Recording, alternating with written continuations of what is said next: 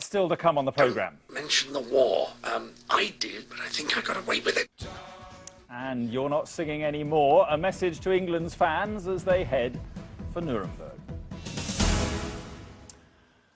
Now, with news of preparations on and off the pitch for England's next World Cup game and Brazil's opening match in the tournament, let's go live to James Mates in Nuremberg this evening. James.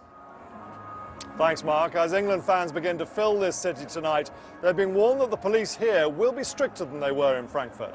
They will also take a very dim view of fans who insist something about the war. Salutes and insults are no laughing matter here.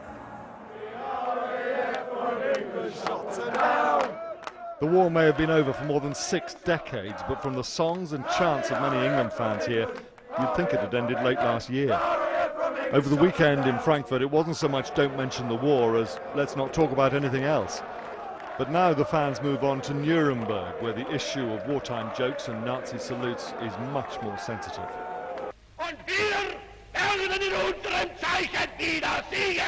It was in Nuremberg that Hitler watched mass rallies of tens of thousands of Nazi stormtroopers.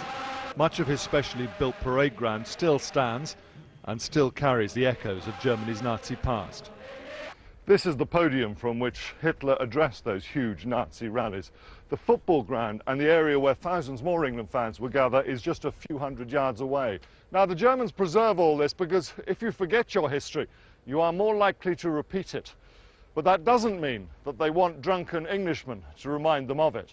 We are working with the do's and don'ts for the fans. The police have produced a leaflet for fans warning Nazi salutes are illegal. Goose-stepping is not against the law, it says, but very insulting. It's insulting for the most of the people because Nuremberg changed his reputation from the Nazi party rally ground to the city of human rights. Don't mention the war. I did, but I think I got away with it. Don't mention the war. One group of fans, backed by John Cleese himself, have put us in their fellow supporters to please stop taunting the Germans and to leave history to the historians. Will the fans now arriving in Nuremberg listen? If being asked politely doesn't persuade them, it's possible that the threat of arrest will.